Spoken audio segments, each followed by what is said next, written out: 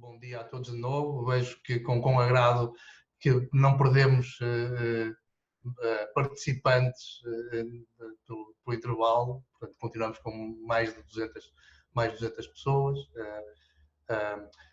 Vamos começar, digamos, a segunda parte da sessão de hoje de manhã, porque é um painel dedicado às práticas, políticas e serviços para a gestão de dados FAIR, de dados e para os dados FAIR nas infraestruturas de investigação.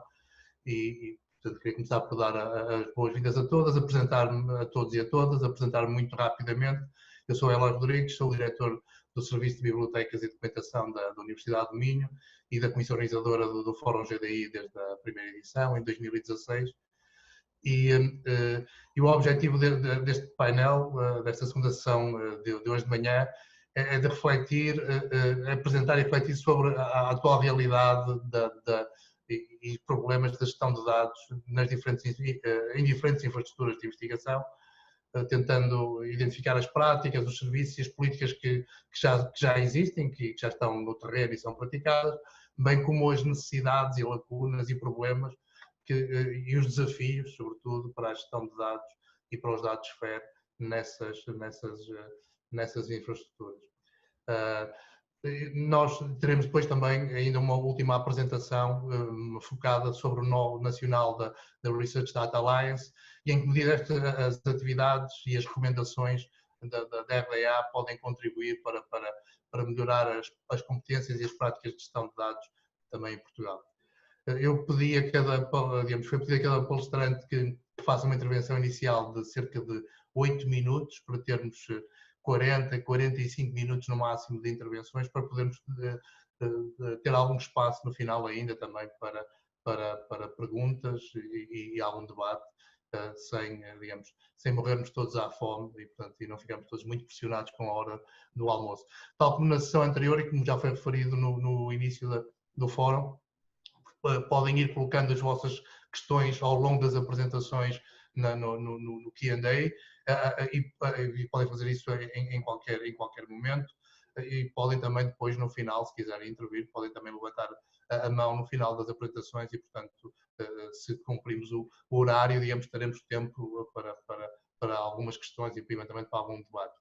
Eu vou começar por apresentar todos os participantes na sessão e depois darei a palavra a cada um pela ordem que está indicada no programa. Vamos começar por ter a apresentação da Plataforma Portuguesa de Bioimagem, pelo Hugo Botelho. O Hugo Botelho é licenciado e doutorado em Bioquímica, começou a trabalhar em 2012 na Faculdade de Ciências da Universidade de Lisboa, pesquisando novos alvos terapêuticos para a doença genética da fibrose quística através de rastreios de microscopia. Visitou durante quase 2 anos a unidade de microscopia óptica avançada do EMBL em Heidelberg e recebeu aí formação sobre microscopia de alto desempenho, tráfego vesicular e RNA de interferência. E desde 2014, portanto, regressou à Faculdade de Ciências e ao Centro de Investigação BioEasy e está na GEM da Unidade de Microscopia de Alto Rendimento, da qual é atualmente o gestor. E, portanto, vai falar-nos da Plataforma Portuguesa de Bioimagem. A seguir teremos a apresentação da Ana Melo e depois no debate estará também a Ana Melo e o José Leal da Biodata. A Ana Melo é diretora executiva da Biodata PT e diretora adjunta do Nó do Elixir PT. É uma bióloga com doutoramento em Ciências Biomédicas e pós-graduação em Gestão Geral e, portanto, capaz de fazer esta ponte entre a ciência e a gestão e assim ajudar a promover a transferência de conhecimento da academia para a sociedade. Tem feito investigação em bioenergética de plantas, fungos e bactérias e durante quase 20 anos e abraçou esta problemática da gestão da ciência desde 2012, começando como diretora de cooperação e representação no Instituto de Investigação Tropical em Portugal e ingressou na Biodata PT e no Instituto Gulbenkian de Ciência em 2018. O José Leal é o presidente da Biodata PT, diretor da Ophiomics, é bioquímico com doutoramento em Ciências Biomédicas e para além de cientista é também empresário, inovador e gestor. Fundou um grupo independente de investigação, uma infraestrutura nacional de investigação e uma startup. Tem mais de 20 anos de experiência internacional multidisciplinar em múltiplos contextos profissionais e está interessado na questão da tradução da investigação científica para a solução de problemas da vida real, com foco na biotecnologia e, em particular, na genómica e na bioinformática e as suas aplicações para uma melhor prestação de cuidados de saúde e uma melhor e mais sustentável utilização dos recursos naturais. A terceira apresentação estará a cargo do João Nunes, que é da Associação Secolab, o Collaborative Laboratory Towards Circular Economy. Ele tem a formação académica em Engenharia Mecânica e Energia de Ambiente e tem doutoramento em Biociências, em contexto empresarial, e é presidente desta associação, do Secolab, deste laboratório colaborativo, e coordenador da unidade de investigação Centro Bio R&D Unit. Foi fundador e presidente da associação BLC3, Campos de Tecnologia e Inovação, e da associação ALL, Associação Portuguesa para a Bioeconomia e Economia Circular. Na última década tem participado e coordenado dezenas de projetos nas áreas da biorefinaria, sistemas de energias, biotecnologia, agroalimentar, bioeconomia, economia circular, automação, energias renováveis, empreendedorismo, inovação educacional, e eu não referi todas. E tem também atividade docente em Coimbra, quer no Instituto Politécnico de Coimbra, quer na Faculdade de Ciência e Tecnologia da Universidade de Coimbra. A quarta apresentação será sobre a infraestrutura PRISC, a infraestrutura portuguesa de coleções científicas para a investigação, e estará a cargo da Marta Lourenço, que é investigadora do Museu Nacional de História Natural e da Ciência da Universidade de Lisboa, e tendo assumido o cargo de diretora em 2019. A Marta Lourenço possui formação de base em Física pela Universidade de Lisboa, mestrado em Museologia e doutoramento em Museologia e História da Técnica pelo Conservatório Nacional d'Art et Métier de Paris. E é coordenadora nacional do PRISC desta infraestrutura que vamos aqui falar hoje. E, finalmente, last but not least, a apresentação sobre a RDA-PT, sobre o Nó Nacional da Research Data Alliance, pela Cristina Ribeiro, que é doutorada em Informática pela Universidade Nova de Lisboa e é professora associada do Departamento de Informática da Faculdade de Engenharia da Universidade do Porto e investigadora sénior do Inesctec. Colaborou e foi responsável também em múltiplos projetos de investigação nas áreas do património cultural, bases de dados multimédia, recuperação de informação e otimização combinatória, e atualmente faz parte do grupo InfoLab na FEUP e é co-líder do projeto EPISA em modelos de dados ligados e tecnologias para arquivos. É também a coordenadora da RDA-PT, e é exatamente nesta qualidade também que está aqui hoje, o Nó Português da Research Data Alliance, e lidera o grupo Estratégia de Dados Abertos no contexto do Encode 2030. Portanto, como eu referi, foi pedido a cada um de vós que faça uma apresentação de cerca de 8 minutos e, portanto, eu convido agora o Hugo Botelho a fazer a sua apresentação. Muito obrigado. Muito obrigado, Eloy. Bom dia a todos. Espero que me consigam ouvir em condições. Sim, senhor. Muito obrigado. Começo a minha apresentação, que será em nome da Plataforma de Bioimagem, PTBI, mencionando que que está previsto estar aqui são os meus colegas de Paulo Sampaio e o Gabriel Martins, mas que me pediram para estar eu aqui hoje porque eles estão muito empenhados em finalizar a candidatura da nossa plataforma à Congênere Europeia, neste caso a Eurobioindex. Portanto, a Plataforma Portuguesa de Bioimagem é a infraestrutura nacional de investigação em imagem e promove acesso livre, serviço, treino e desenvolvimento de tecnologias de bioimagem. No último relatório estavam envolvidos nesta plataforma 17 centros de investigação e desenvolvimento e universidades do nosso país. Nós agrupamos como pertencendo ao Douro e Minho, Mondego e Beiras, Tejo e Algarve.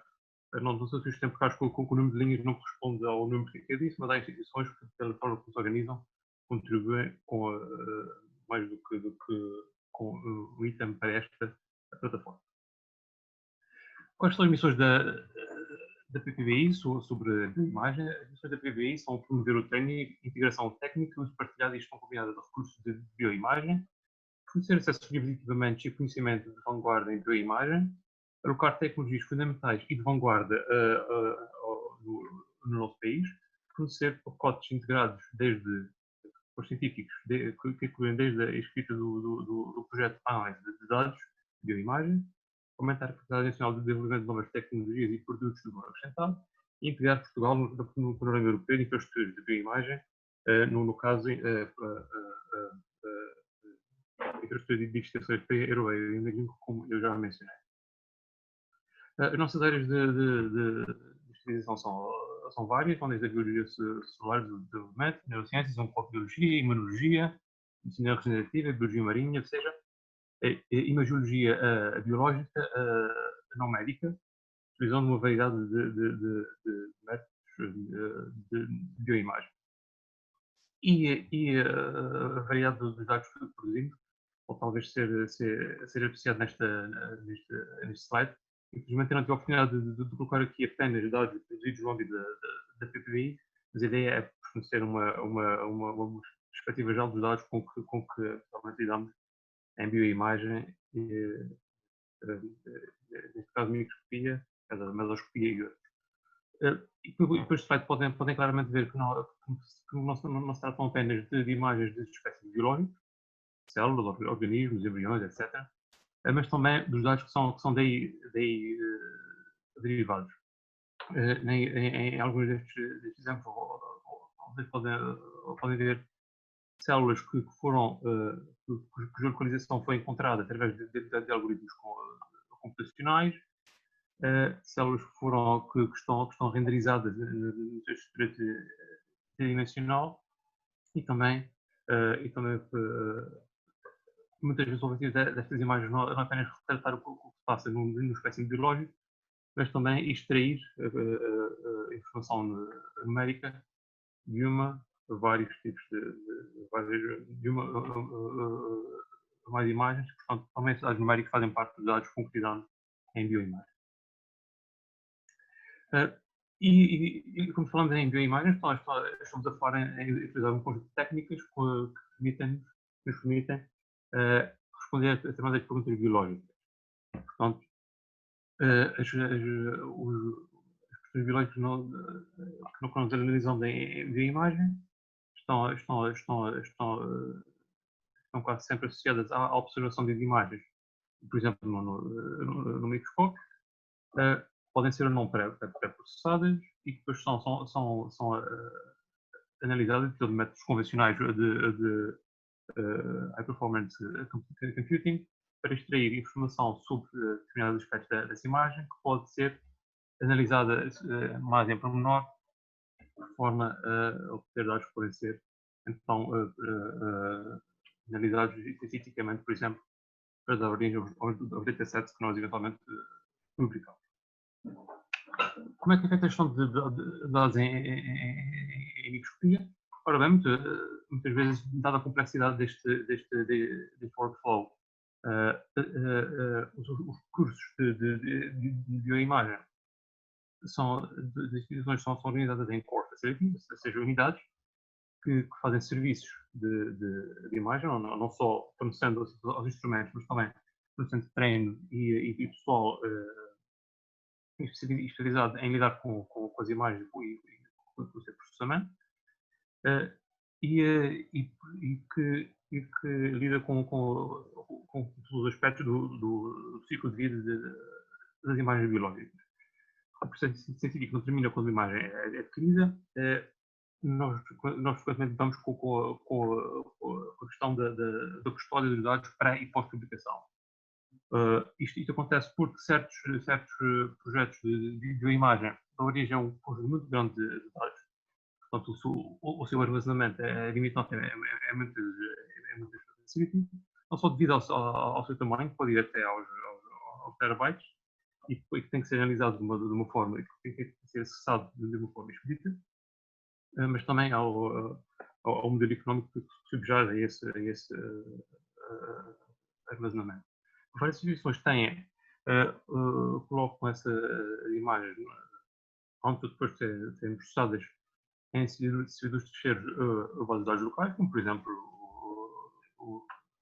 o Homero do Open Microscopy, permitem a anotação com metadata conveniente e também a inclusão de anotações nas imagens. e também lidar com quem deve e quando deve aceder a essas imagens. No fim do dia, essas imagens têm que ser partilhadas com outros do cliente de uma forma iterativa e, no caso de dados duplicados, idealmente devem ter um identificador digital, que acontece quando são indexados, por exemplo, no serviço Zenodo. Na prática, este processo é muito difícil, não só porque as imagens são de natureza muito variada, há diferentes modalidades, diferentes dimensionalidades que as imagens podem ter. O nível técnico presente nas diferentes instituições pode ser variado e cada tipo de imagem requer um processamento específico e certos tipos de imagens, no modo em que são aliás, essas imagens são capturadas nos sistemas de bioimagem com conteúdo que tem que ser pré-processado para dar origem a informação biologicamente relevante. Então, nem sempre é possível guardar todos os dados originais produzidos pelos sistemas de bioimagem. Portanto, é necessário converter formatos de ficheiros e esta é uma questão crítica porque os diferentes fabricantes de instrumentos de bioimagem, cada um pode ter o seu formato específico e a esse respeito há a iniciativa do OMETIF, que é uma iniciativa open source que visa fornecer adaptadores que permitam ler formatos de ficheiros de diferentes fabricantes e incluir metadata relevante nos headers dos determinados ficheiros e usando representação e usando formatos apropriados. Permitem, no caso de serem imagens muito grandes, o acesso aleatório a apenas parte do conjunto das imagens de uma forma escrita. Eu mencionei que o processo de imagem inclui a análise, e essa análise frequentemente inclui a identificação de zonas de interesse, ROIs, nas imagens, o controle de qualidade, ou seja, a exclusão de imagens não relevantes que devem ser preservados para forem guardados de uma forma reprodutível. E para análise e para promovermos a reprodutibilidade da ciência, há também muitas vezes a questão de como é que nós reportamos os métodos, por vezes, complexos de análise de bioimagem, e esses podem ser, a maneira mais simples seria sempre como material suplementar dos artigos científicos, incluindo os scripts de análise, por isso nem sempre é fiável. Outra forma de implementar a reprodutibilidade é utilizar ferramentas que elas próprias lidem com todos os passos, desde as imagens originais até aos dados totalmente analisados. Utilizar notebooks, que são instrumentos que justapõem o código de programação ao resultado que é obtido dessas imagens, mas que infelizmente não são práticos para análise de grandes quantidades de dados. Idealmente, para atingir a reprodutibilidade, o software deve ser open source de forma a ser auditável. No âmbito da TDI, parte dos dados são geridos no site, onde nós integramos os pedidos de uso da plataforma e as tecnologias disponíveis. Também incluímos no site um plano de busca para algoritmos de análise de imagem que são gerados no seio da plataforma. Existem ferramentas análogas, como por exemplo este Bioimaging Informatics Index da plataforma Neodias, do qual alguns membros da BTB fazem parte. E claro, para o depósito de conjuntos de imagens de uma forma duradoura, há uma série de repositórios que eu não vou entrar em detalhe, apenas mencionar o ELSE, que já foi aqui dito, nomeadamente o ELSE Fly, que proporciona ferramentas digitais e ambientes virtuais para análise de bioimagem. E em aplicações deste tipo, conseguimos então o armazenamento de dados de uma forma fair, em que as imagens de microscopia, neste caso, se juntam à metadata e todos os métodos de acessar e reutilizar. E também existem ferramentas como Bioflows que se sentam não nas imagens, mas em processos analíticos e comparam a performance de diferentes algoritmos para o mesmo conjunto de imagens que foram anotadas à mão e comparam para determinar qual deles produz o resultado mais semelhante ao produzido pelos humanos. Exato, acho que mostrei aqui como é que nós lidamos com o princípio FAIR em bioimagem, termino com as instituições participantes e financiadoras da aplicação. Muito bem, muito obrigado, Hugo. Uma apresentação que já levantou exatamente várias questões. Eu passava convidava já a Ana Melo para a apresentação seguinte, em torno da biodata. Muito bem, já estamos a ver os slides. Obrigado. Obrigada. Então, obrigada pelo convite e dizer que é um gosto para o Biodata, para mim e para o José Leal estarmos aqui convosco. Conforme foi solicitado, nós não nos vamos focar muito na Biodata, mas mais em exemplos sobre a problemática do tratamento de dados. De qualquer forma, não queria deixar de vos dar só uns elementos mínimos, no sentido de dizer que somos o nó português do ELSIR, que é a infraestrutura europeia para as ciências da informação biológica, uma rede nacional multidisciplinar de peritos em bioinformática e gestão avançada de dados e uma plataforma nacional de dados. E no ELSIR somos constituídos por 22 Estados-membros. Em Portugal somos 12 instituições de norte a sul do país. O Biodata não gera dados, é uma plataforma nacional que agrega os dados da investigação biológica. Apoia a comunidade científica nacional das ciências da vida e da saúde na gestão dos seus dados e entre os seus parceiros, alguns geram dados e estes parceiros que geram dados estão organizados em comunidades de domínio específico que ao nível do ELSIR e a nível nacional também definem critérios de organização desses dados. Temos aqui um esquema da nossa plataforma que neste momento tem 2 hubs principais, mas que isto é muito flexível e portanto pode crescer.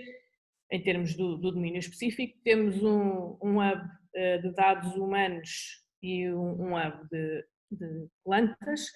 No caso dos dados humanos, temos a questão do repositório europeu e também do nacional do European Genome Phenome Archive, seguimos esse protocolo.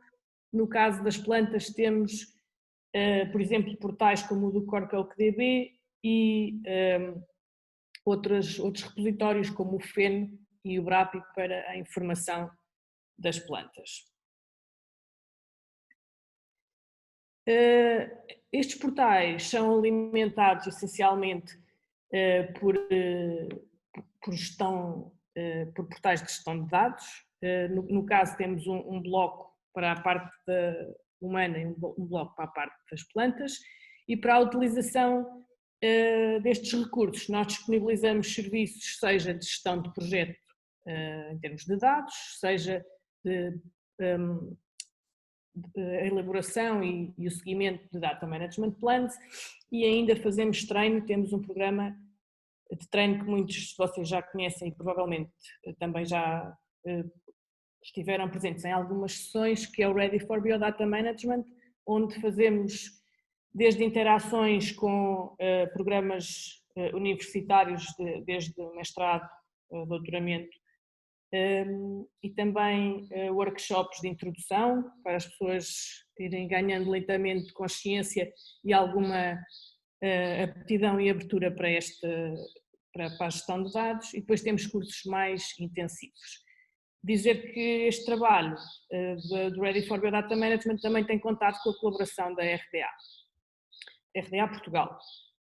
Em Portugal nós temos essencialmente 4 comunidades, a das plantas, a da microbiologia e biotecnologia, a do microbioma e a dos dados humanos, e vou dar-vos aqui 2 exemplos de como é que estas comunidades trabalham para resolver as questões e os desafios que se lhes colocam acerca da gestão dos dados. No caso da comunidade das plantas, temos o problema de que os dados fenotípicos são muito heterogéneos, são dispersos, estão pobremente anotados e desligados dos dados genotípicos e não estão FAIR. E a solução será construir uma infraestrutura para suportar a sua publicação e acesso, que seja anotada de acordo com os padrões estabelecidos e que também permita esta relação entre dados fenotípicos e dados genotípicos. Então, a comunidade das plantas do nó português do Elixir, que é o Biodata, em colaboração com os seus parceiros do Elixir, tem vindo a desenvolver padrões e ontologias para a integração dos dados das plantas, faz a curadoria e integração destes dados através de diferentes níveis de organização numa plataforma única de dados, prepara datasets e ferramentas específicas de análise para que a comunidade em geral depois possa utilizar, desenvolve ferramentas de anotação de dados e metadados com interfaces de utilização fácil, como é por exemplo o caso do BRAPI, e nós estamos a trabalhar no desenvolvimento precisamente dessa interface fácil para utilização neste momento, interage com a indústria na definição de prioridades e de anotação genótipo-fenótipo, demonstrando os recursos que desenvolvemos e fazendo showcases, e colabora com a plataforma de treino para que através do treino estes recursos também possam ser utilizados com mais facilidade pelas comunidades. Um dos exemplos que têm sido trabalhados tem sido o MyAPI, que é esta Minimum Information About Plant Phenotyping Experiment, em que o que se fez foi a extensão do âmbito para acomodar o caso do uso das plantas leñosas, portanto juntou-se um grupo de investigadores em plantas leñosas que identificou as questões que se prendiam com a gestão dos seus dados e trabalhou no sentido de introduzir no MyAPI estas características que eu estou a descrever.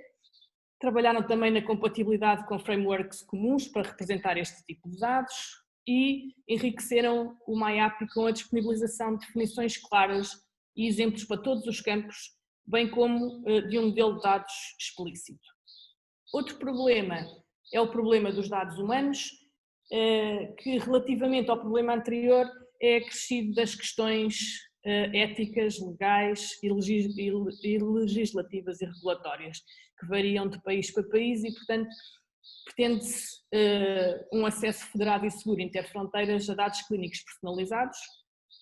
Isto tem aplicação grande à medicina em geral, mas se olharmos para o caso das doenças raras, é muito mais importante termos massa crítica em termos de dados para poder ajudar, quer no diagnóstico, quer na terapêutica. Então esta comunidade tem andado a trabalhar nas recomendações mínimas para uma infraestrutura europeia aceder e analisar com segurança os dados genómicos. Há várias dimensões deste trabalho que mais ou menos estão feitas, como os padrões, as APIs, as clouds federadas e seguras, etc.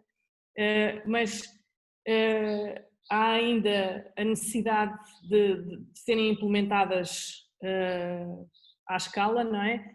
E também de haver à escala esta capacidade de integrar os enquadramentos regulatórios e legislativos. Só para terem uma ideia do esquema que nós estamos a desenvolver. Portanto, há um desenvolvimento de padrões e condições de utilização em que se pretende incentivar a interoperabilidade usando os padrões da Global Alliance for Genomic Health, e isto é um padrão ético de confidencialidade de dados. Temos a fase da procura, da pesquisa, da descoberta, temos o repositório, vou tentar apontar aqui assim, a zona do repositório onde estão centralizados as informações dos dados dos pacientes, e atenção que existe uma instância central que de alguma forma valida a qualidade dos dados, mas os dados não estão nessa instância central, os dados estão distribuídos. E é esta distribuição e esta capacidade de pesquisa de dados que é aqui o problema. E depois temos todas as questões relacionadas com os ambientes de cloud computing. Portanto, deixando-vos umas mensagens que nos parecem importantes: giram os vossos dados, os dados abertos são o caminho e a verificação é importante. Open e fair is money. O custo estimado por não termos dados fair para a investigação na Europa é de 10 bilhões por ano. Dá-me para financiar muita investigação, muita infraestrutura e muitas outras coisas. E as coisas podem ficar mais fáceis porque há pessoas a trabalhar em soluções de gestão de dados de utilização fácil e dizer que essas pessoas, nós precisamos de feedback sobre o que pode ser melhorado. E muito obrigada. Muito obrigado, Ana, e também agora muito obrigado por ter feito uma muito boa gestão de tempo. Ficou muito pouco acima dos 8 minutos e eu convido, e sobretudo também para estas mensagens finais, porque são de facto takeaways importantes. Eu convidava já então o João Nunes a fazer a apresentação sobre o Secolab. Por favor, João, quer partilhar o seu ecrã, a sua apresentação? Olá, bom dia. Muito bem.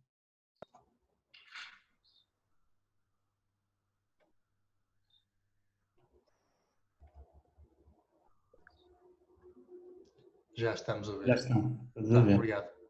Vou só ver se isso já está no slide principal. Olá, bom dia a todos. Antes de mais, obrigado pelo convite da FSCN para estar aqui a apresentar o Secolab e também um bocado da experiência ao nível da questão da gestão de dados, ao nível da investigação e também muito na ligação entre ambientes mistos empresariais com a academia, que nem sempre é fácil fazer a gestão de dados ao nível da investigação.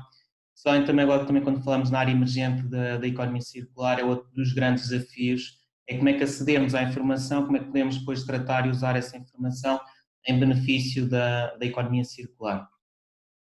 Em termos de estrutura da apresentação, só uma fase inicial que é o Secolab, que é o Laboratório Operativo para a Economia Circular, é importante todos perceberem um bocadinho, e depois ia focar, e não passando muito tempo, a questão da gestão de dados em ambientes mistos, em também ambientes internos, que é dentro da própria equipe, e ambientes externos, que é com outras entidades externas, e depois ao nível do desafio da dimensão da Big Data e da economia circular e como é que se pode fazer com isto da gestão de dados. Eu confesso-vos que de facto esta é a primeira experiência, estar a apresentar para mais de 200 pessoas e não estar a ver em termos de interação. Gosto um bocado da interação, mas também por um lado, se falarmos da economia circular, juntámos aqui mais de 200 pessoas com o mínimo de recursos possíveis, acho que também isso é positivo, também nos temos que ir adaptando a estas novas realidades. O Secolab tem sede em Oliveira do Hospital, uma região interior centro, está muito ligado à questão da como valorizar os recursos de forma mais eficiente, como é que tornamos uma sociedade também mais em prol da utilização do planeta, que ganha por princípio as próximas gerações, não pense só na sua própria geração. E o Secolab é o coordenador da rede da infraestrutura tecnológica de investigação de excelência a nível nacional para o tema da economia circular.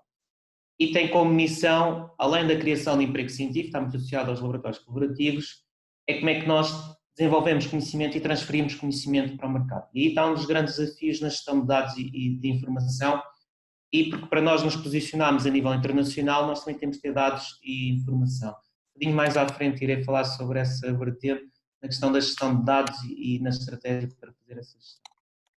Só para perceberem, e depois mais à frente vou perceber, temos um modelo misto, desde empresas, universidades e academia, e aqui é que depois também se gera logo uma questão, como é que geramos os dados e informação e com expectativas diferentes em termos de trabalho e de resultados. A academia e talvez a interface, algumas outras entidades têm muito, divulgar ao máximo o que fazem. As empresas, ao contrário, querem divulgar na fase em que estão no mercado, e estes timings são diferentes e as pressões de outputs também são diferentes, é preciso saber lidar com este tipo de informação e gestão dos dados. Plataformas tecnológicas trabalham ao nível da biotecnologia industrial, processos de separação sustentável e química verde e, por último, o ecodesign. Sendo que ao nível das cadeias de inovação, se repararem neste slide, abrange os principais setores da atividade económica portuguesa, e aí está um dos grandes também desafios, que isto é um grande volume de dados, de informação que é preciso tratar, como é que é possível tratar e fazer essa gestão de dados para tornar mais eficiente o seu uso, não comprometendo as questões de ética e também de uso já ao nível mais das pessoas. É muito recente, começou em fevereiro de 2020, atualmente tem 25 recursos humanos a trabalhar dedicadamente, alguns já estão em formato físico, outros estão ainda em formato em teletrabalho, mas será uma dinâmica muito integrada e de cooperação, uma equipa multidisciplinar. Isto é um bocado, aqui passaria à frente, isto é a estrutura em termos de organização das suas atividades, depois poderão ver mais em detalhe, têm acesso à apresentação. A equipa principal, desde o Conselho de Administração aos pivôs, para o desenvolvimento das atividades. Isto é para terem também aqui a dimensão, de facto, também é possível desenvolver investigação em territórios interiores e ligar as pessoas e ligar o mundo a esse trabalho. E esta também é uma vertente que nós temos cada vez mais também ter de mente aberta para a integração de várias culturas e de vários perfis de pessoas a trabalhar para o mesmo objetivo. As caras, a maior parte são pessoas jovens e são uma das prioridades nossas, é de facto a questão do emprego e a questão do trabalho colaborativo, cooperativo e multicultural ao nível dos jovens. Os jovens porque são os próximos consumidores, são os próximos decisores ao nível da atividade económica. É importante, estamos a falar em economia circular e uma transição para a economia circular, e os próximos atores sejam cada vez mais capacitados e tenham maior influência na decisão das atividades económicas. Isto é em termos de formação, são vários tipos de formação. Aqui um aspecto importante, temos alguns que vêm do ambiente empresarial, que são mais sensíveis para a gestão de dados ao nível empresarial e outros ao nível académico. Há este misto de formação e de conhecimento na equipa, quer que venha mais do contexto empresarial, quer que depois está mais ao contexto académico e gerir essas sensibilidades na partilha e gestão de informação e dados. Agora, entrando no debate, ao nível da gestão de dados de IDT, ao nível do ambiente interno e quais é que são os desafios e como é que se pode desenvolver este tipo de desafios. Eu costumo dizer, isto também vou tentar transmitir de forma muito sintética alguma da experiência que ganhei ao longo deste tempo de trabalho com academia e com empresas, e eu tenho sempre o princípio, costumo dizer que só confio no meu pai, nem na minha mãe. Eu quando estou a dizer isso, quer dizer, tem a ver com os filtros da informação e como é que se trata a informação e como é que a pessoa consegue passar a informação. Existem 3 princípios de base, que é a questão de quando se usa os dados e tem acesso aos dados e como é que se consegue ter acesso aos dados. Esse é um desafio da economia circular, é ter acesso aos dados para depois poder usar em benefício do uso eficiente dos recursos. Vamos a falar na confiança, como é que construímos os filtros e a codificação dos dados. E, por último, tem que haver muito bom senso no tratamento de toda essa informação e haver um racional de equilíbrio, como é que nós os usamos e como é que nós os disponibilizamos. Quando falamos de uma estrutura de um laboratório colaborativo, e há mais, esta é da economia circular, tem logo um dos grandes desafios a investigação, a parte académica, é muito orientada aos dados para a publicação, enquanto se formos à parte dos dados de sistemas produtivos empresariais, é muito para o segredo industrial comercial e serem o first to market. Um segundo desafio tem muito a ver com o tema da investigação da economia circular ser transversal. Vamos dizer que, ao nível da geração de dados e gestão de dados, estamos a falar em grande volume de dados. Isto é preciso, por um lado, haver uma grande organização dos dados. Como é que nós criamos logo um código de base que permite usar depois no futuro muitos dados, mas que seja possível de uma forma simples ter acesso aos dados e visualizar esses dados? E depois como é que cruzamos perfis de pessoas multidisciplinares, desde a parte do direito, da engenharia ambiental, química, materiais, civil. Ou seja, todo este conjunto é um grande desafio em termos de ambiente interno, de gestão de dados e de informação. E vejam, nós temos um modelo misto de academia com empresas e nós temos desafios e temos outputs e expectativas diferentes. Temos que gerir essas expectativas e esses outputs. Depois falarei um bocadinho mais à frente como é que se pode fazer essa gestão de outputs em termos da economia circular.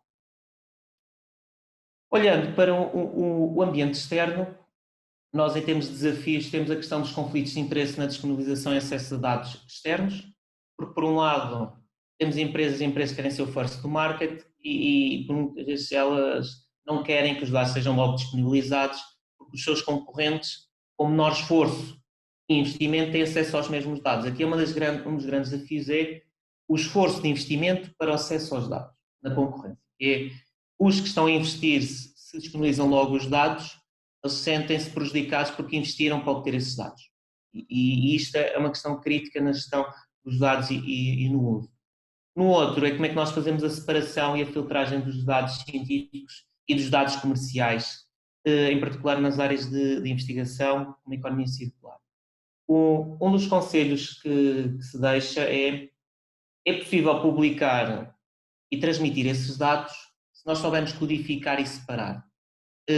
Por um lado, compreende-se as questões concorrenciais e empresariais, mas por outro lado também se compreende as necessidades do conhecimento científico, que é quanto mais conhecimento científico tiver em formato open access, ou formato livre, mais fácil termos pessoas a trabalhar em prol de um desafio, principalmente a economia circular, que é um desafio bastante transversal e complexo. Por último, aqui quando falamos em Big Data e economia circular, temos desafios, temos o volume elevado de informação, são tratamento de dados em grande quantidade, e depois temos aqui 3 layers de gestão de dados. Temos gestão de dados ao nível de pessoas, ao nível de entidades, empresas e processos, e ao nível de recursos. São as três layers de informação, de volume de informação que nós vamos tratar e que temos que tratar. E isso é necessário, de facto, codificar, mas ao mesmo tempo gerir expectativas. Um segundo, ao bocado falei do meu pai, agora falo um segundo lema que é dificilmente temos segredos absolutos, ou seja, segredos internos.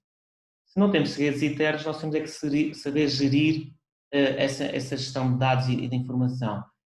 Aqui o desafio é em que momento das chamadas TRLs, da Technological Research Level, se consegue ou não estar a divulgar os dados e gerir os dados sem, por um lado, comprometer segredos industriais, mas por outro lado, começar a transmitir esse conhecimento para a sociedade. A sociedade deve ter cada vez mais conhecimento científico, até por causa das questões recentes temos visto das fake news associadas à pandemia, à Covid e ao vírus, ao SARS-CoV-2, que há muitas fake news e não há uma capacidade de a sociedade aceder mais livremente e de forma mais célere e melhor, e uma forma muito mais prática, como as redes sociais. Quase ter uma rede social científica era muito interessante. É por forma como é que se acede e as pessoas têm acesso a conhecimento científico e não a conhecimento trabalhado pelos mídias em contexto de fake news. Este também era algo que era importante transmitir a todos e acho que é importante. Por último, o Big Data é dos maiores desafios para a economia circular. Como é que vamos manter segredos industriais e comerciais? Vejam só um exemplo. Se nós temos que saber informações ao nível de resíduos. Se uma empresa tiver a revelar quanto é que gera de resíduos, a preocupação dela é: se eu estou a revelar isto, a Agência Portuguesa de Ambiente vai saber, se vai saber, estou sujeito se calhar a multas e coisas que não estou a cumprir e que ninguém sabe. Por outro lado, se há a impressão de revelar qual é que é a sua dimensão de resíduos, estão a dimensionar a sua dimensão de escala e de resposta. Então estão a perder competitividade perante todos, porque todos vão saber quanto é que gerem. A nossa estratégia será ao nível Big Data, começar ao nível macroeconómico. Ao nível macroeconómico é mais fácil de fazer o open access à informação e depois irmos até à escala microeconómica. Um exemplo macroeconómico é quanto é que nós desperdiçamos de energia e não sabemos usar a nível nacional. É mais fácil estar a revelar porque não compromete segredos industriais e comerciais e não vai ao nível micro. O nível micro será, de facto, um dos grandes desafios nesta contexto da economia circular e do Big Data. E eu vou mesmo terminar, não vou alongar, eu tenho o meu colega Eloy, e obrigado uma vez mais ao Eloy pela apresentação e pelo feedback que foi dando, e termino a minha apresentação para os meus colegas. Obrigado, Eloy. Muito obrigado, João. Muito obrigado. É mais uma perspectiva interessante, aqui neste caso, de uma área onde exatamente se cruza, por um lado, a investigação e por outro lado, a atividade económica e que tem interesses que nem sempre são convergentes. Eu convido então agora a Marta Lourenço, que nos vem falar do PRISC. Se a Marta quiser já ativar o seu som, a câmera se quiser, o seu ecrã com a apresentação. Ele não me deixa Não deixa ver a minha cara, mas não faz mal, eu vou começando, tá? Muito bem. Já estamos a ver os slides. Ok. E a minha cara já se está a ver ou não? Não? Mas não faz mal, não é grave. Muito obrigada pelo convite e bom dia a todos. Cumprimento em especial os meus colegas de painel. O PRISC, o Portuguese Research... espera. Ok, olá. Agora sim, já vemos. Agora já está a ver. O Portuguese é a Infraestrutura Nacional de Coleções Científicas, tem como objetivo transformar todas as coleções científicas portuguesas em recursos para a investigação, para a formação e para a cultura, e reúne 3 nós, esperem que não estou a conseguir, reúne 3 nós, a Universidade do Porto, a Universidade de Coimbra e a Universidade de Lisboa, que através dos seus principais museus prestam 6 serviços em todo o país e estamos agora a tentar alargar à Madeira e aos Açores. Apenas muito recentemente, há coisa de cerca de um ano, é que nós começámos dentro do PRISC a ter um debate sobre as questões de dados. E não sendo naturalmente uma especialista de dados, pelo menos não estou à altura dos nossos colegas de painel, o objetivo da minha curta participação é partilhar convosco 2 problemas que eu considero importantes e que resultam dessa nossa reflexão que temos vindo a fazer sobre os dados. A frente onde nós consideramos que o PRISC pode dar um contributo interessante, incluindo para uma política nacional, é na problemática dos dados inerentes ao suporte, isto é, os dados materiais que nós chamamos primários, no contexto da Open Science e dos dados FAIR. Para nós, a informação, os dados não existem isolados, não são abstrações matemáticas ou valores de medições ou resultados de inquéritos. Qualquer dado PRISC tem uma correspondência unívoca com um objeto. Mais do que uma correspondência unívoca, o objeto é simultaneamente fonte de novos dados para a ciência, muitos dos quais somos ainda hoje incapazes de prever, e isso acontece com todos os repositórios, mas é também prova. Eu vou levantar um primeiro problema de caráter geral relacionado com a questão da prova e um segundo problema também de caráter geral relacionado com a questão da fonte. Ora, prova, o que é que quer dizer isso, prova? Constantemente acontece no PRISC, que já acontecia antes do PRISC, investigadores pedirem acesso material a um fóssil, a um herbário, para verificação dos dados ou mesmo validação de resultados publicados. Também acontece, por exemplo, alguns dados das séries mais antigas de sismologia e meteorologia, que são muito importantes hoje para os modelos climáticos e para a investigação contemporânea, carecerem para a sua calibração e interpretação rigorosa do acesso às características técnicas dos instrumentos com os quais foram obtidos os resultados, se não mesmo aos próprios instrumentos.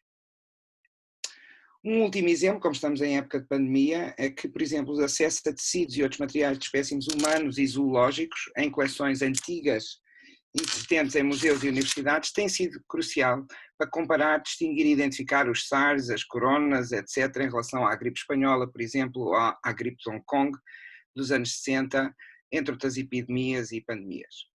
Isto é, nós não tratamos simplesmente de um banco de dados que temos que gerir e disponibilizar, independentemente do suporte, como em larga medida podem ser, por exemplo, os arquivos e as bibliotecas. Mas gerimos e disponibilizamos um banco de dados que não é só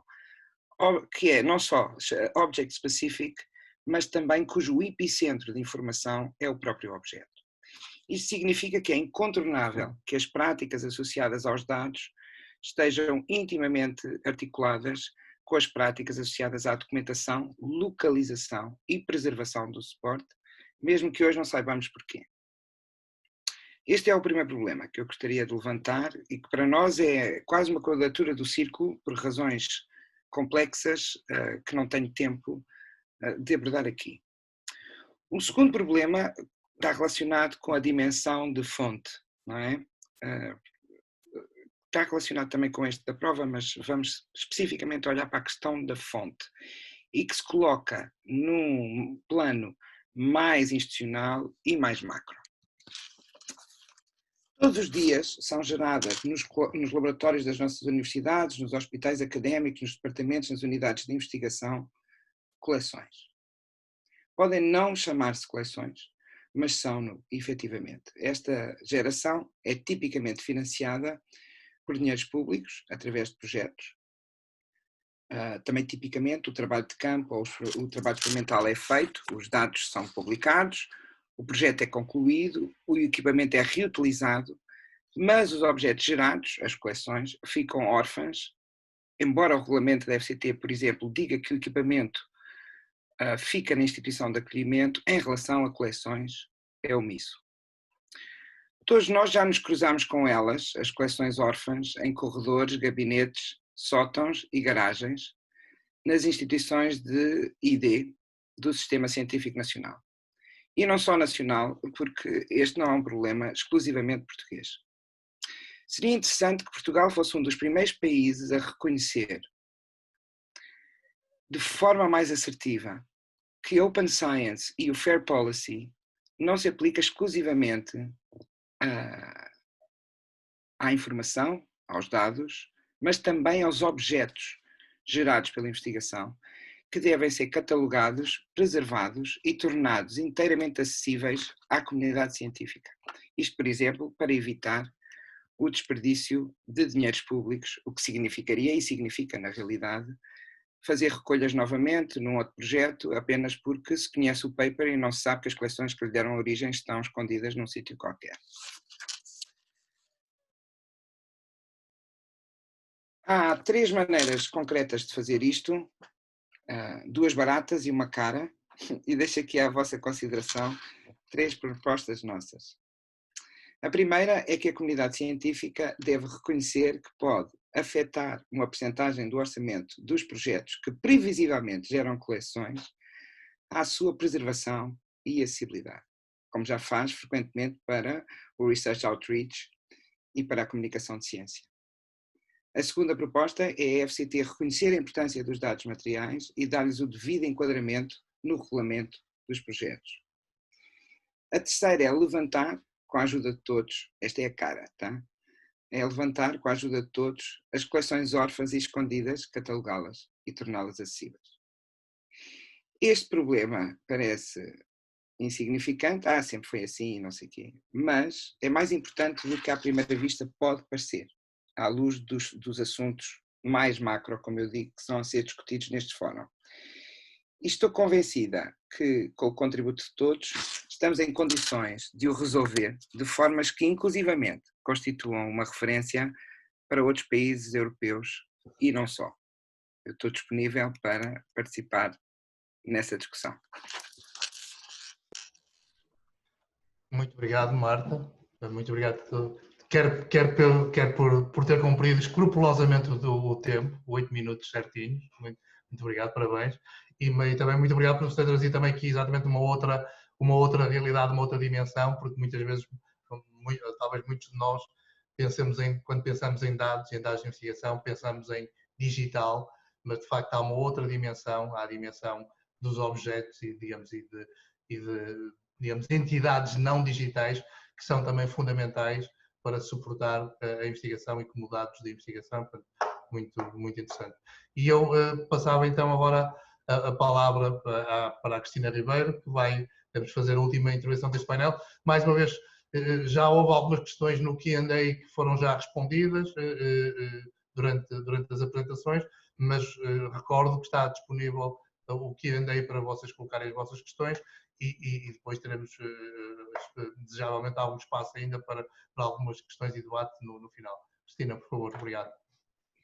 Obrigada, Eloy. Suponho que estão a ver a minha apresentação, certo? Muito bem, sim senhor.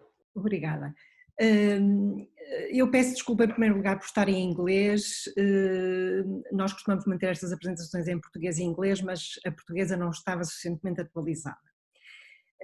Eu vou falar não de uma infraestrutura, mas de algo bastante mais modesto, o nó português da Research Data Alliance, que está neste momento em formato de um pequeno projeto, e eu vou explicar como. São estas as instituições que estão a gerir o nó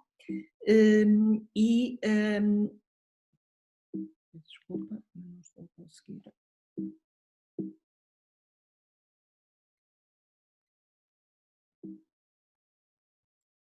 Peço desculpa, vou ter que parar a partilha porque não estava a conseguir passar os slides.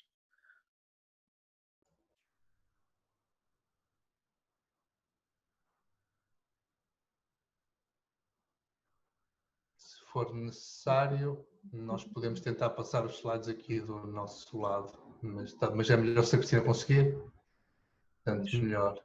Qualquer coisa que não correu bem. Eu peço à Paula para ir preparando o plano B, para ir abrindo os slides da Cristina Ribeiro, se for necessário, passar para esse plano B e depois partilhar o... São os desktops com muitos materiais. Peço desculpa, mas realmente perdi aqui o meu sincronismo. Acho que o Pedro já está... ok. O Pedro já está a partilhar a apresentação. Já estamos a ver a apresentação, Cristina? Ok. A partir vou ter que passar, não é? Penso que também vê, pronto, enquanto quiser passar o slide, ok, Pedro vamos passará. andar Está então. Bem? Tá, obrigado. Obrigada. Podemos avançar então para o próximo. Não sou eu que passo, não é? Ou sou? Ok. Portanto, a Research Data Alliance é uma organização, enfim, mundial, tem uma quantidade muito grande de membros e é uma organização interessante do ponto de vista da gestão de dados e dos dados abertos, porque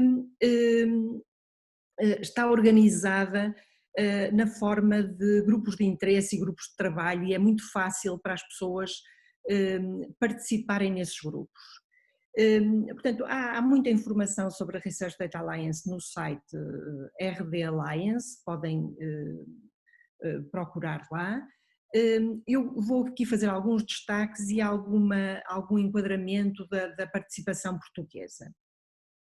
Portanto, a parte europeia da Research Data Alliance tem sido gerida, digamos assim, por projetos que vão na quarta fatia, o RDA4, e em que estes nós que temos aqui nesta lista são os designados nós pioneiros, nós que já estiveram em projetos anteriores. Neste projeto RDA4 houve uma call para novos nós, foi nesta call que nós concorremos e tivemos o nosso nó aprovado. Houve mais 2 calls, isto é um bocadinho contar a história de como apareceu o nó português e isto resultou finalmente neste panorama europeu em que há nós nacionais em todos estes países, portanto uma boa cobertura da Europa.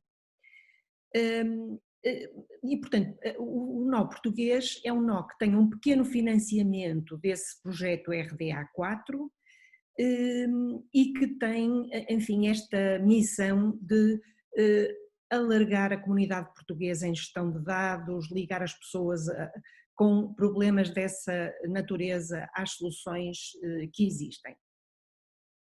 Estas são as pessoas que participaram na proposta do nó, portanto o critério aqui foi as pessoas que já tinham alguma ligação à Research Data Alliance e as respectivas instituições.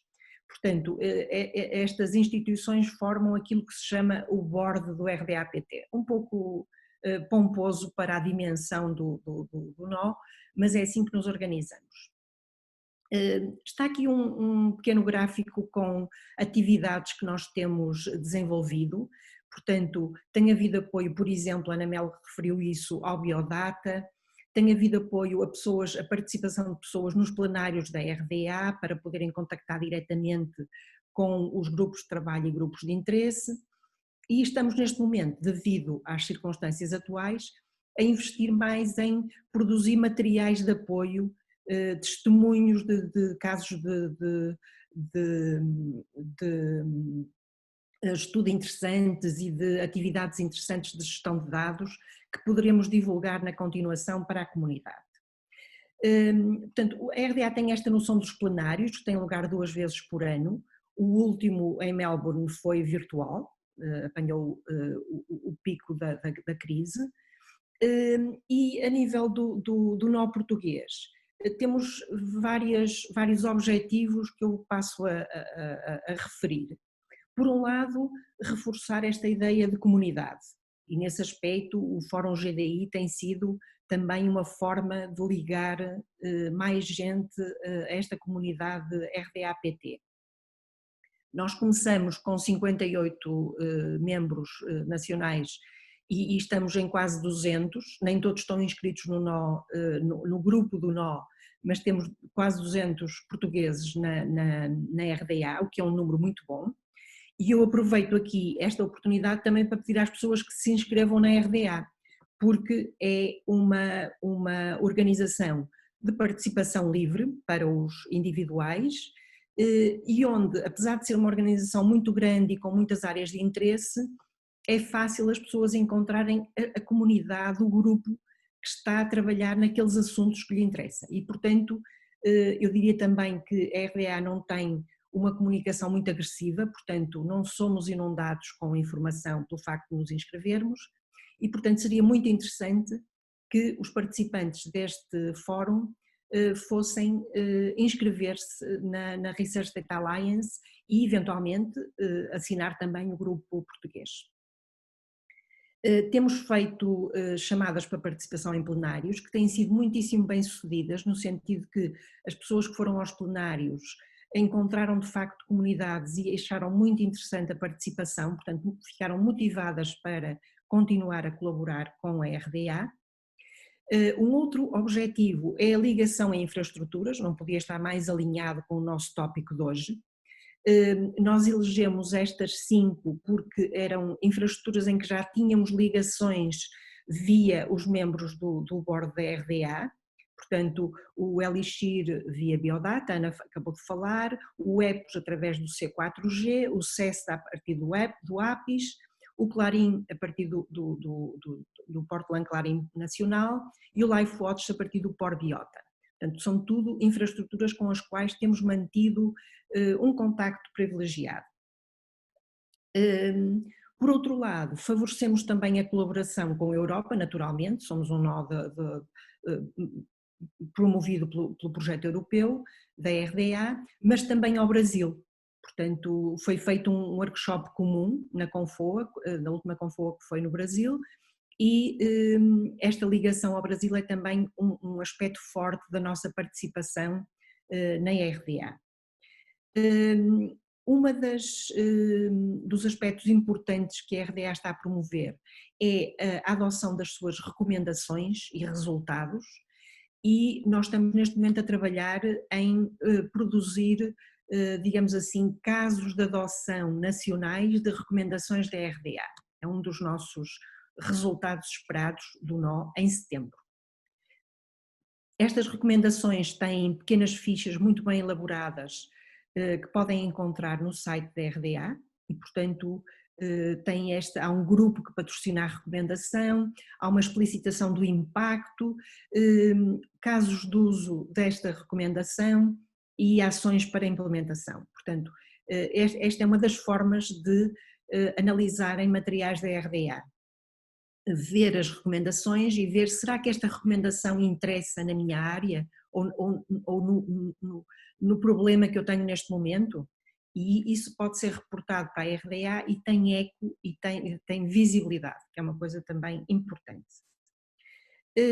Outro dos aspectos em que o nó RDA-PT deve contribuir para o RDA4 é a sustentabilidade. Portanto, uma organização como a RDA tem óbvios problemas de sustentabilidade, e a nível da RDA global isso está a ser estudado com base em estudos de quanto é que os membros devem contribuir de acordo com a dimensão da região, do país, etc. É algo em curso. A nível do RDA Europa está-nos a ser perguntado aos nós nacionais qual é a perspectiva que temos para sustentar um nó nacional. E portanto nós neste momento estamos a trabalhar no sentido de alinhar esta atividade no nó RDA-PT com a Estratégia Nacional de Dados Abertos que está, enfim, em elaboração. Como se pode participar na RDA? Bem, é muito simples para indivíduos, é simplesmente inscrever-se. não tem custos. A atividade seguinte, diria eu, é ir ver quais são os grupos onde decorre a atividade que nos interessa. Portanto, é uma forma de não ficar assoberbado com tudo o que se passa na RDA em múltiplos grupos, não é? São 100, não é? É muita coisa. É escolher aqueles que lidam com os aspectos em que trabalhamos ou que nos interessam. Por outro lado, neste momento é muito fácil participar nos plenários, eles estão a ser em remoto. Foi muito boa a experiência no último plenário da apresentação de pósteres, porque esses pósteres estiveram expostos durante uma semana, tiveram imensos comentários e, portanto, uma visibilidade muito maior do que num plenário ao vivo. E é muito fácil também, via os grupos da RDA, levar os nossos resultados às comunidades onde eles têm algum eco e interesse. E, portanto, a participação na RDA gostaria de promovê-la aqui.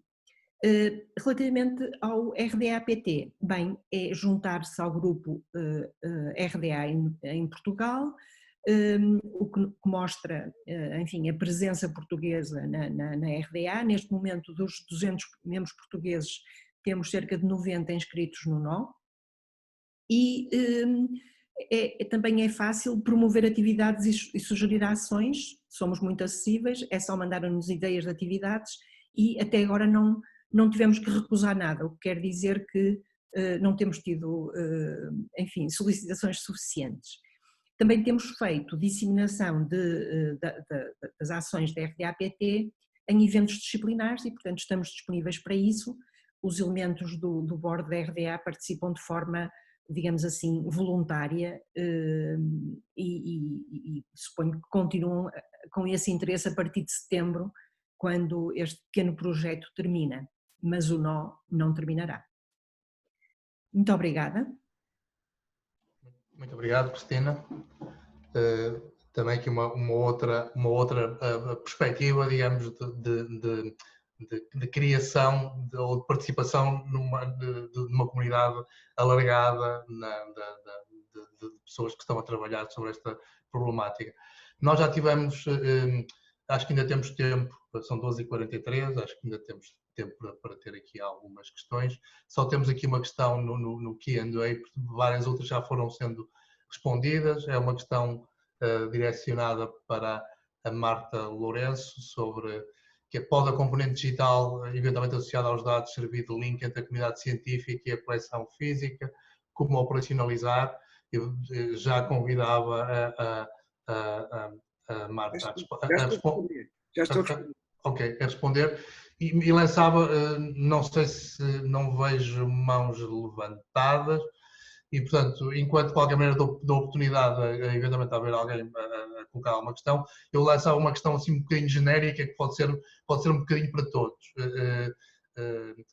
A maior parte das infraestruturas que aqui apresentaram são, digamos, têm ligação, são lojas nacionais ou têm ligações com infraestruturas europeias e boa parte das suas práticas, das suas ferramentas, das suas infraestruturas para gestão de dados estão ligadas exatamente a essas infraestruturas europeias a que elas estão associadas.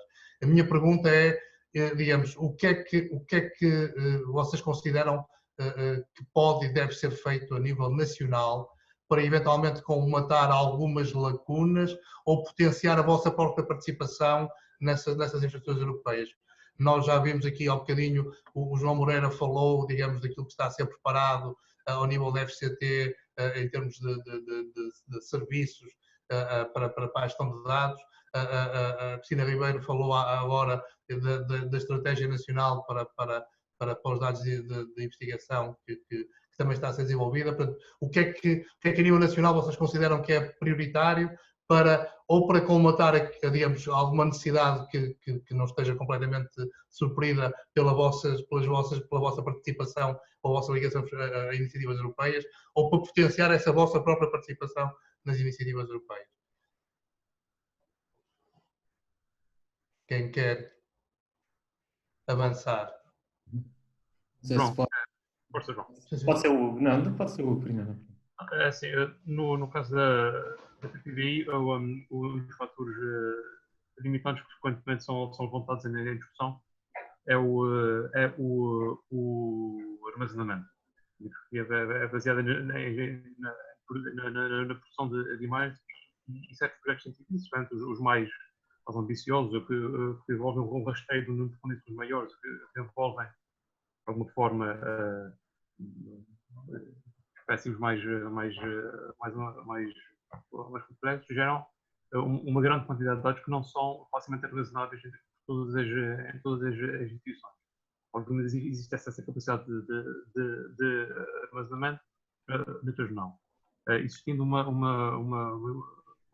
maior capacidade de armazenamento de dados de uma forma estruturada e fair, seria algo que nós veríamos com muitos bons olhos, a termos que, para mantermos os dados de forma fair e não descartarmos, tentando descartar rapidamente parte dos dados que são gerados nos novos nacionais.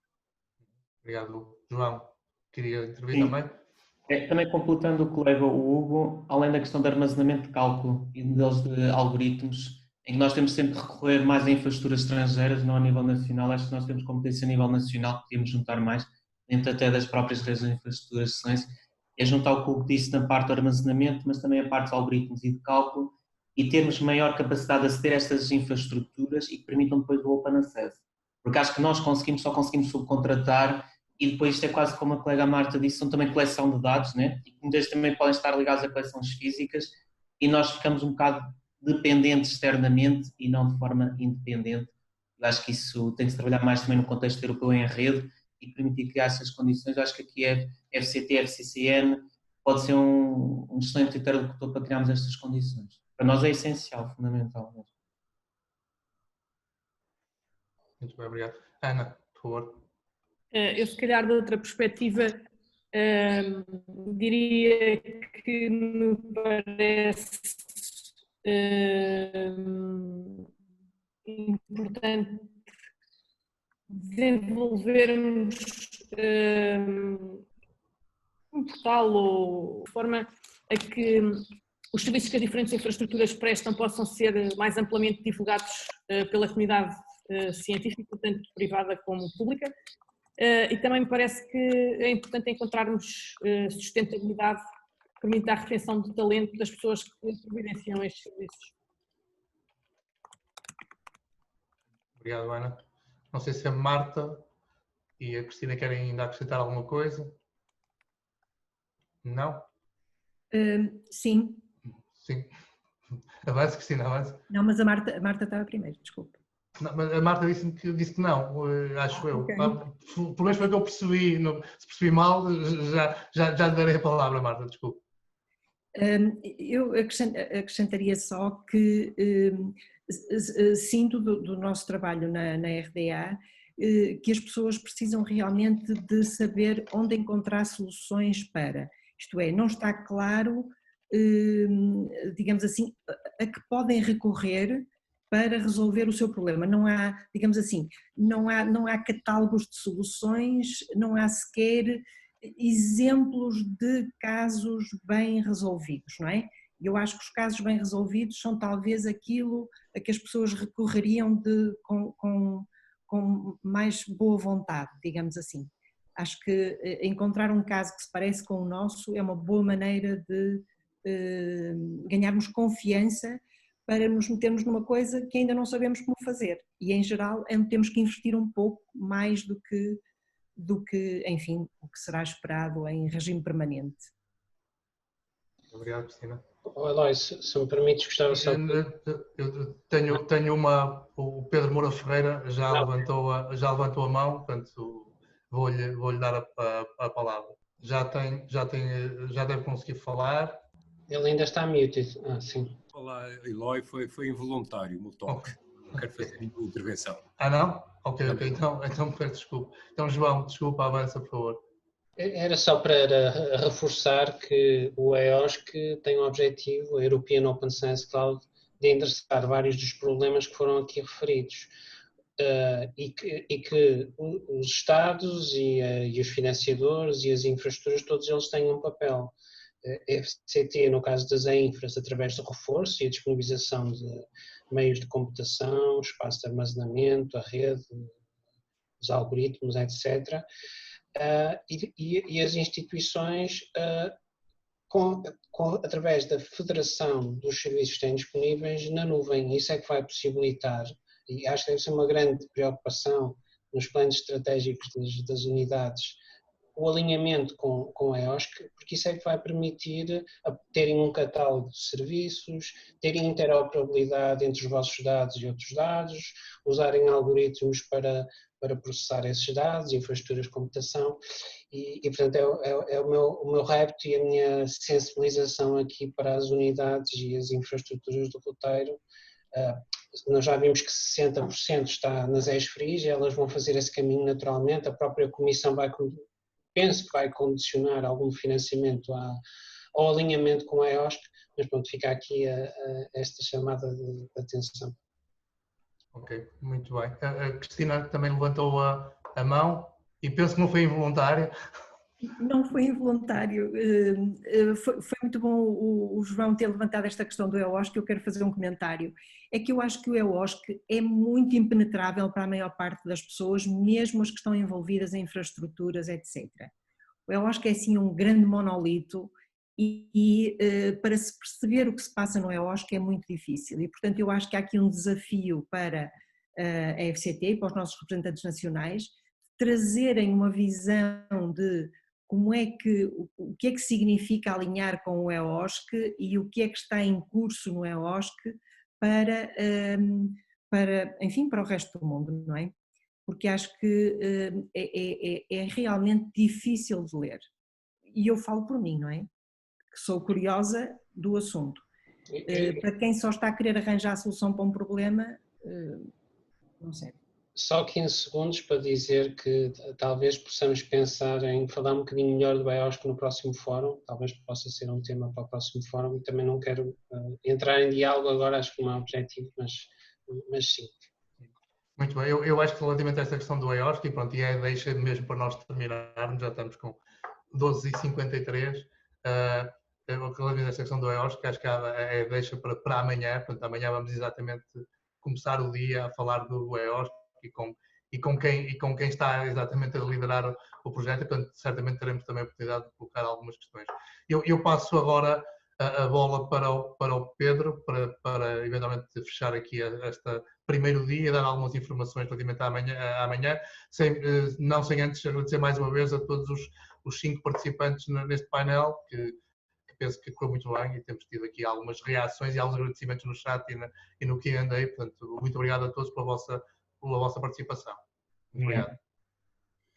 Excelente, muito obrigado. Estamos então a chegar ao fim. Não sei se o João Nuno Ferreira também se quiser juntar, esteja à vontade. Portanto, era só mesmo dois destaques. Um, que é o que vai acontecer amanhã, para nos mantermos atentos e para estarmos presentes amanhã a partir das 10 da manhã. E vamos logo ter o share do EOSC Executive Board para responder a todas as questões, particularmente às tais dúvidas da Cristina, que são as dúvidas de muita gente, mesmo daqueles que trabalham mais diretamente até com infraestruturas que poderão ser service providers da EOSC, mas porque está ainda muita coisa a ser definida e nada melhor do que nós termos amanhã o share, e portanto o que é uma oportunidade extraordinária. Não são todos os países que podem organizar um evento nacional e ter o share do EOSC Executive Board para conversar, que é muito bom. O João Mendes Moreira, que representa Portugal também no board, conseguiu esta presença, o que é extraordinário para nós. E depois vamos ter uma segunda mesa equivalente a esta, mas com um foco mais no EOSC e não nestas questões que discutimos agora de dados FAIR e de práticas de gestão, para trabalhar esta infraestrutura, estas questões das infraestruturas. Portanto, são essas duas sessões que nós vamos ter amanhã. Estão desde já convidados a ligarem-se a partir das 10 da manhã. Ok, estava só aqui a confirmar se havia aqui alguma informação no chat. Não havendo, portanto, vamos almoçar, que são horas. Muito obrigado pela presença de todos. Tivemos mais de 210 pessoas ligadas, para além ainda mais os palestrantes. Sigam, vão ao site, nós estamos a partilhar as apresentações lá em forumgdi.cap.pt. Também quem usa o Facebook pode ir ao Facebook, ou então vamos também tweetando, usando a hashtag de Fórum GDI no Twitter. E, portanto, encontramos amanhã. Um abraço a todas e todos. Foi um prazer estar neste primeiro dia do Fórum, do 6º Fórum. Amanhã encontramos outra vez às 10 da manhã. Vão sendo enviados lembretes a partir do Eventbrite com as ligações para a ligação amanhã. Tá bem? Um abraço a todos. Vamos deixar aqui aberta a sessão mais 1 ou 2 minutos. Podemos trocar aqui informações no chat e depois fecharemos a sessão. Tá bem? Um abraço.